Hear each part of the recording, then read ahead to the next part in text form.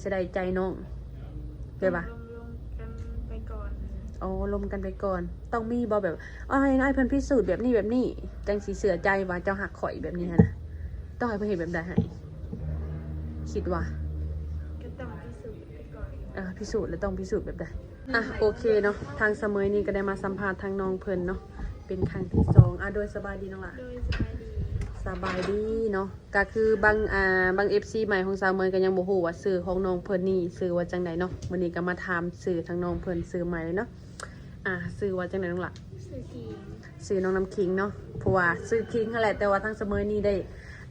ตื่มใส่ว่าเป็นน้องน้ำคิงจ้ะเพราะว่าเพิ่นสิงามขึ้นไปอีกนะ หลังจากเปิดใจไปกับหลายมื้อน้องล่ะเนาะประมาณจักมื้อก็บ่จื้อเนาะแต่ว่ากะคิดว่ากระด้นอยู่นะประมาณทิศหนึ่งเนี่ยเนาะทิศหนึ่งทิศปลายน้องหล่ะเนาะทางเสมอเองก็ได้เข้ามาอัปเดตเรื่องความหักของน้องเพิ่นหลังจากเปิดใจไปมีผู้บ่าวเข้ามาหาบ่น้องหล่ะพอมีอยู่อู้ผู้บ่าวหลายส่ำใดจักคน3 คน4 คนโอ้3-4 คนส่วนหลายเป็นหนุ่มทางไหนน้องหล่ะหนุ่มไทยหมดเลยบ่โอ้แต่ว่าเพิ่นนี่มีอายุจักปีก่อนน้องล่ะบางคนก็40บางคนก็50โอ้แต่ว่ามีแต่แบบว่าหนุ่มสูงวัยเบิดเนาะโอ้แต่ทางน้องนี่ได้เห็นหน้าเห็นตาเพิ่นบ่เห็นวิดีโอคอลบ่โอ้แต่เฮ็ดจังได๋มีแบบโทรทางเสียงเอาบ่โทรหรือว่าโทรได้โทรหากันอยู่บ่หรือบ่โทรอยู่โอ้โทรอยู่ในหนุ่มๆทั้ง 3-4 คนนี่ก็คือโทรหากันหมดบ่มีแชทแน่แล้วก็คุยแน่โอ้แต่ว่ามีคนพิเศษในใจอยู่บ่ซั่นน้องล่ะยังบ่โอ้ยังบ่มีอยู่เนาะยังอยู่ในระหว่างดูใจก็คือว่ายังแบบว่ายังอยู่ในระยะยังผู้บ่าวหั่นนะมีคนพิเศษในใจอยู่บ่ยังบ่ทันมีเลยมีบ่น้องหล่ะคนทักเข้ามาหาเว้าแนวบ่ดีซะนี่มีโอ้มีเพิ่นสิเว้าแนวใดก็ให้เป็นว่าผู้แม่นทางเนี่ยผู้เพิ่นว่าเอาหางทองทางหลักโอ้เพิ่นว่าเจ้านี่เปิดใจบ่ได้หาเนื้อคู่แต่ว่าเปิดใจหาเงินทองทางหลักแบบนี้บ่ก็เว้าอีกอย่างนึงก็คือว่าเนาะคนเฮาคือว่าคนให้บ่เว้าคนเว้าบ่ให้แต่เฮาก็คือเว้าเนาะเรื่องแบบนี้มันก็มีหลายแบบหลายรูปแบบมีทั้งดีและก็ทั้งบ่ดีเฮาบ่ต้องเก็บใส่ใจน้องหล่ะเนาะแต่น้องเพิ่นแต่น้องตอบเพิ่นไปแนวใดซะบ่ได้ตอบเขาเบิ่งซื่อโอ้มีแต่เขาเบิ่งซื่อแล้วก็อย่าปล่อยผ่านเนาะบ่ต้องเก็บมาใส่ใจก็อย่า แต่ว่าปัจจุบันนี่ก็คือคนที่ว่าทักทายเขามาหาน้องนี่3 คน4 คนเนาะแต่ละคนนี่มีคนใดคนหนึ่งที่ว่าทักหาน้องทุกมื้อปะแม่นมีคือกันโอ้คนนั่นเพิ่นอายุจักปี40ปลาย40ปลายปีแล้วเพิ่นเคยมีครอบครัวปะบ่เคยมีครอบครัวเพิ่นบอกหั่นได้น้องล่ะโอ้แต่เพิ่นเฮ็ดเวียกอยู่ไสอยู่เมืองไทยอยู่เมืองไทยเลยเพิ่นเป็นคนไทยแล้วเฮ็ดเวียกอยู่ไทยเลยโอ้ในกรณีที่ทางน้องนี่ได้คุยกับเพิ่นนี่กับเพิ่นบ่ได้แบบว่า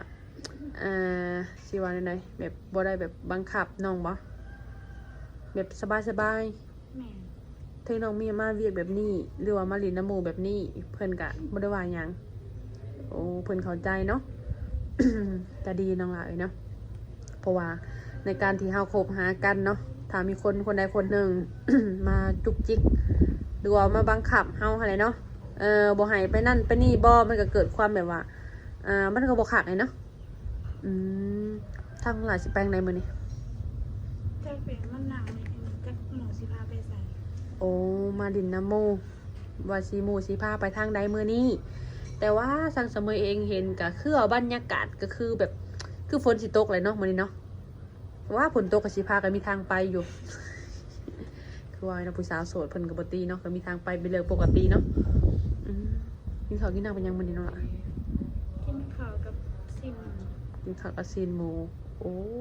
กินมันคือกินเหนียวแสบใช่เนาะ ถ้าน้องหลาเพิ่น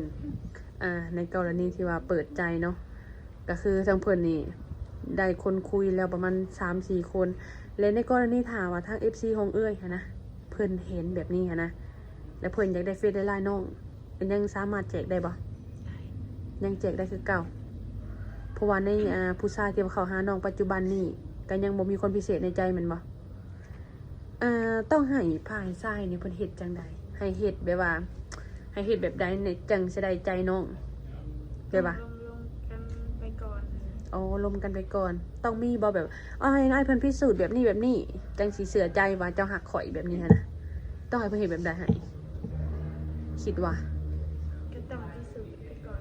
พิสูจน์แล้วต้องพิสูจน์แบบใด แบบทักหาทุกมื้ออย่างเงี้ย อืมความพิสูจน์ก็คือทักแชทหากันถูกมือถามไถ่กันแม่นบ่มันก็เกิดความสิว่าแนวใดแล้วความแบบว่าคุยโอลมกันไปมันก็เกิดความหักหมักแม่นล่ะเนาะแต่เพิ่นได้บอกว่าหักหมักน้อง บอกมีแต่บอกกินนอนเฉย มีแต่กินฮอดอย่างเดียวโอ้ทางน้องก็ได้บอกเพิ่นอย่าบอกกินฮอดก็ได้บอกแม่นบ่คนเฮาเนาะในการที่ลมมันก็ต้องป้อนความหวานให้กัน แต่ละมื้อมันก็เกิดความหักไปแม่นบ่แหละบางคนนี่บอกเฮาหักแต่แรกหันนะมันสิเกิดทำนองว่าหักต้นจืดปลายแม่นบ่แหละแต่ว่าทางอ้ายเพิ่นนี่ยังบ่ได้บอกหักน้องเนาะแต่ว่าเพิ่นสิบอกแต่คิดฮอดแบบซี่ซั่นเนาะถ้าเพิ่นบ่ได้ชวนน้องไปเลินนำบ่ ๆส่วนอยู่ โอ้ชวนแล้วน้องตอบเพิ่นไปจังได๋ซะ ยังเรียนไปบ่ได้ โอ้ก็ตอบเพิ่นว่ายังเรียนอยู่หรือว่าปิดเทอมบ่เนาะอาจสิไปหลินไปหัวได้น้องหลานเนาะทั้งน้องมีบัตรแล้วบ่ซะยังบ่ได้มีบัตรเลยอยากเฮ็ดบ่ นักเฮ็ด ในกรณีที่ว่าทั้งน้องอยากเฮ็ดบัตรนี่ใช้เงินหลายบ่น้องละทางบ้านน้อง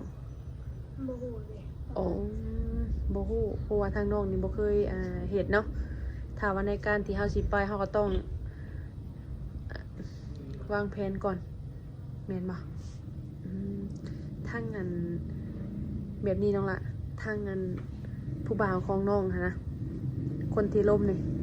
ลูกเพิ่นบ่มีบ่มี มี อ๋อมีอยู่จักปีจักคน มีคนหนึ่งมีลูก3 คน โอ้ เรียนบ่มี โอ้ มีคนหนึ่งนะมีลูก3 คนเรือนั่นน่ะคือบ่มีเลย โอ้ โดยก็คือว่าทางน้องเพิ่นนี่ลมกับผู้บ่าวเพิ่นเป็นพ่อห้างหรือพ่อหมายน้องละแต่ละคนเนี่ย เพิ่นยังบ่มีเมียแต่ยังบ่มีลูกบางคนอีกคนหนึ่งเป็นพ่อห้าง อันนั้นก็เป็นพ่อห้างกันแต่ยังบ่มีลูกอันนั้นก็แปลว่าเพิ่นเคยแต่งงานแต่เพิ่นบ่มีลูกนำกัน แต่ปัจจุบันนี่ก็คือว่าเลิกกันแล้วแม่นบ่โอ้โดยแต่ว่าทางน้องนี่ก็ยังบ่ได้วิดีโอคอลหาเพิ่นเลย ที่บางคนกับวิดีโอคอลแล้ว โอ้วิดีโอคอลแล้วแต่ว่าเห็นหน้าตาเพิ่นก็โอเคบ่หับได้บ่ล่ะ ได้ ก็ลมได้แม่นบ่แต่ว่าคือทางมื้ออื่นนี่น้องละทางน้องก็ได้ไปหำไปเฮียนแม่นบ่ไปเฮียนน้อ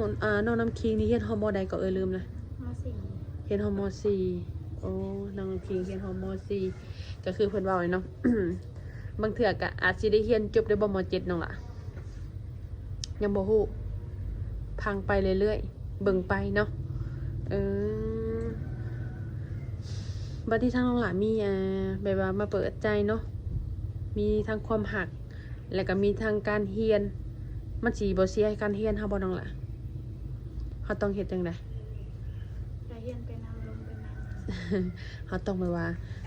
แบ่งเนาะเฮียนนำแบ่งไปนำเฮียนก็เอาไว้แบบนี้ความหักก็เอาไว้ในนี้เห็นบ่เฮียนอันนี้ก็อีหยังก็บางคนก็บอกว่าเฮียนอันนี้เฮียนนำพันมีความหักนำก็อย่างการเฮียนบ่ไปอีหยังแบบทำนองนี้หั่นนะแต่ทางน้องก็บ่เป็นหยังติบ่มีปัญหาเรื่องนี้เนาะโอ้โดยก็คือว่าทางน้องเพิ่นนี่เปิดใจก็คือว่าหนุ่มๆที่ว่าเพิ่นรับได้ก็คืออายุจักปีกว่าน้องล่ะลืมแล้วตอนน่ะหนุ่มรับ หนุ่มๆหั่นนะ ประมาณซาวปลายขึ้นไปหั่นน่ะ สาวไปขึ้นไป แต่ว่าขึ้นไปฮอดไซก็ยังบ่ฮู้เนาะแต่ว่าทางน้องเพิ่นนี่ก็ได้ผู้บ่าวก็อายุประมาณ40หรือว่า50ปีนี่แหละแต่ว่า30ปลายนี่มีอยู่บ่น้องละเรื่องบ่มีเลยชวนไลน์เพิ่นสิทักมาหาน้องอีกทางใด ทางไลน์ ทางเฟซมีบ่น้องละ มี ทางเฟซนี้โอ้ทางเฟซนี่เจ้ามีบ่คือว่าทางเอื้อยนี่ได้ส่งไลน์เพิ่น FC ของเอื้อยก็มีคือกันเพิ่นบ่ได้บอกบ่ บอก ฮะเพิ่นบอกว่าเอาน้ำไผก็ เอื้อยยังก็ลืม โอ้ซาลาน้อยบ่ ซาลาหน่อยก็มี ของเอื้อยก็มีแม่นบ่ทางซาเมยหั่นน่ะมีบ่หรือว่าบ่มี มี มีคือกันเพราะว่าทางเอื้อยได้ส่งให้FC ของเอื้อยทางเฟซ Facebook นี่แหละน่ะก็ยังบ่ฮู้ว่าเพิ่นสิทักหาน้องหรือบ่หันนะแต่เฮาก็สิเบิ่งหลังไม้เนาะว่าแม่นคนที่ว่าเอื้อยแจกให้หรือบ่เนาะเขาในนางน้องก็เฮ็ดนาแม่นบ่เฮ็ดบ่ถ้าน้องน้ำคิงนี่เฮ็ดนาบ่ เห็ดมาเห็ดน้ำป่าน้ำลุงอยู่บ้าน โอ้แต่ว่าเขานี่สุกแล้วบ่ในนาน้องล่ะ ก็เริ่มแล้ว เริ่มสิสุกแล้วเนาะเนี่ยก็ได้เมื่อเกี่ยวแม่นบ่ก็สิบ่ได้เมื่อที่ทางน้องคิน้องน้ำคิงนี่เพราะว่าทางเพิ่นมีแต่แม่ โอ้มีแต่แม่ก็พอ บอกนี่แม่คนเดียว อ้าวพ่อ ขอเหตุการณ์เหตุเรียก โอ้ก็เลยบ่มีเวลาเมื่อก็มีแต่ให้แม่เมื่อโอ้โดยก็คือว่าไว้เนาะทางเพิ่นนี่ก็คือว่ามืดฟ้ามืดฝนสิตกน้องหล่ะเนาะมืดฟ้ามืดฝนสิตกป้าทุกคนเลยทางเสมอเองกะถามว่าทางนมใดสนใจทางน้องน้ำคิงเนาะสามารถทักแชทมาได้ทางน้องหล่ะมีไลน์บ่มีไลน์บ่ มี ทางน้องก็เลยหลินไลน์เป็นพิเศษบ่แต่ว่าพร้อมสิแจกไลน์บ่พร้อมสิแจกไลน์เนาะทางเอ้ยนี่ก็สิได้เอาไลน์ขึ้นไปแจกไว้ให้นมๆเพิ่นจับยังให้นมๆเพิ่นเบิ่งหน่อยไอ้นี่ไลน์โอเคเบิ่งเดี๋ยวเสมอเดี๋ยวเสมอสิโอเคให้ทางนมๆเพิ่นถ้าอยากได้ทักมาเนาะมี Facebook พร้อมบ่น้องล่ะ มี Facebook พร้อมแจกบ่เอาขึ้นได้บ่โอเคได้เอาเข้ามาก็ได้เพราะว่าบางเทื่อนมเพิ่นอยากได้หั่นนะ เอามา เฟซบุ๊กของทางผู้สาวโสดเพิ่นเนาะ Facebook ทางผู้สาวโสดเพิ่นเดี๋ยวทางเสมอสิเอาเฟซน้องเพิ่นอันนี้เป็นเฟซน้องของน้องพิงถ้านมใดอยากได้ทักมาได้เนาะ อันเสมอเอาเฟซเอาไลน์ของน้องน้ำคิงเพิ่นถ้านมใดอยากได้ก็เอาหรือว่าทักแชทมาทางเสมอส่วนโตวก็ได้เนาะถ้าทางคอมเมนต์ทางเสมอนี่ก็สิบ่แจกเนาะก็ทางเสมอนี่ก็สิวอระยะห่างเนาะพ่อแม่พี่น้องเพราะว่าฝนตกเนาะก็คือสิได้โตวปิดขอโตวปิดคลิปแหละเว้าหยังหลายก็คือสิบ่ได้ยินเสียง นั่นล่ะเนาะมื้อหน้ามื้อไหนเฮามาพบพอกันใหม่เนาะว่าซั่นเนาะโดยอาจจะได้ก็ให้ทางน้องนี่สมหักสมหวังทางน้องหลานเนาะโดยสบายดีเด้อโดย